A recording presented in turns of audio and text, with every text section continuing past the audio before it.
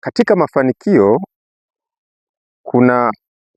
kuna uwezo mkubwa sana wa uchaguzi wa rafiki au wanaokuzunguka, wengi wakawa ni watu aidha binadamu.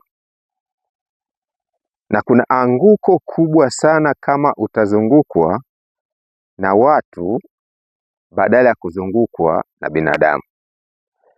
Na hii imewaangusha watu wengi sana ambao kimsingi wanahitaji mafanikio, lakini wanajikuta wanazungukwa na watu badala ya binadamu, na inakuwa anguko kubwa sana katika maisha yao.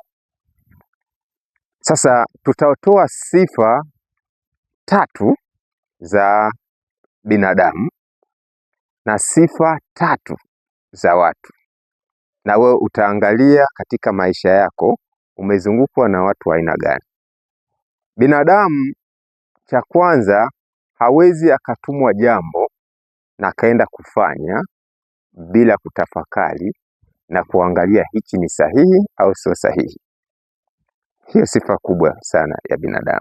Na binadamu kabla ya kwenda kufanya jambo aidha baya la kumuumiza mwenzake, huwaga anajiangalia yeye mwenyewe katika nafsi yake, na anapofanya jambo kumuumiza na humkosesha raha.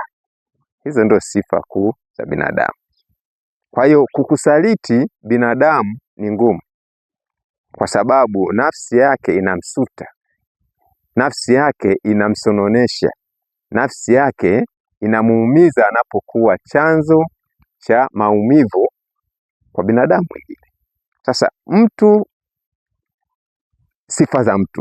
sifa za mtu ni zinakuja pale ambapo kwanza yeye akitumwa jambo lolote lile atafanya. Akiambiwa nenda kaue, ataenda kuua bila kuangalia yule mtu anaenda kumuua ana makosa yapi. Yeye anachoangalia ni pesa. Na binadamu na ni mtu, yeye kusaliti mwenza kutoka nje ya ndoa, yeye ni jambo la kawaida, na anapotoka nje ya ndoa wala haimuumizi, awe mwanamke au mwanaume. Na anapotoka nje ya ndoa, yeye anaona ni jambo la kawaida kabisa. Hizo ni sifa za mtu.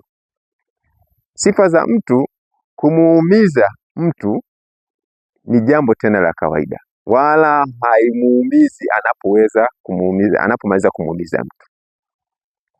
Na anapomuumiza na anapoona anateseka, yeye yule mtu huwaga anafurahi. Kwa hiyo sifa ya mtu hana tofauti na mnyama. Kwa sababu mnyama akishamlalua mtu akamuumiza mtu akitoka pale, yeye anaendelea na wala hawasi. Kwa hiyo mtu na binadamu ni watu wawili tofauti. Sasa ili uweze kuwa na maendeleo, lazima uangalie umezungukwa na watu wa aina gani. Umezungukwa na watu au umezungukwa na binadamu? Lakini kama unahitaji mafanikio, lazima ujifunze na uwe mwangalifu katika kuchagua mtu wako, binadamu wa kuishi naye. Unaweza ukawa umeenda kuchagua mtu badala ya binadamu, lazima utateseka katika maisha yako, kwa sababu anguko la kiuchumi litakufikia. Na hata kama umepiga hatua kubwa, lazima utarudi nyuma, kwa sababu umeoa mtu, hujaoa binadamu.